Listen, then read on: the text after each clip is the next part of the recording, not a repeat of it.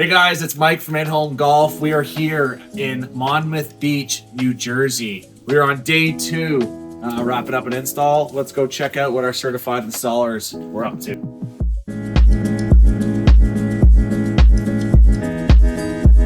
Our installers did an absolute great job putting this together. Some of the things that I wanted to touch up upon and how difficult some of the functions were in this room were obviously the high ceilings. This room is about 15 feet high, so you can clearly see the projector mount that had to get installed.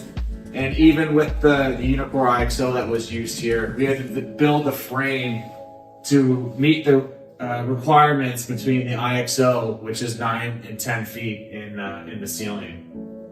You can see over here with the angled ceiling, we also had to do some custom designing around that ceiling to make sure everything fit properly. For the turf aspect, we have a nice custom contour around the whole perimeter. Even on the back here, we have kind of a border of protection. There's going to be some seating that is going to be going on at the back. We've got the inset strike mat into our turf here, making it very, from an aesthetic standpoint, very clean. Obviously, our custom impact screens hung perfectly. We got our 2x2 custom wall panels that had to go around some tricky corners and whatnot.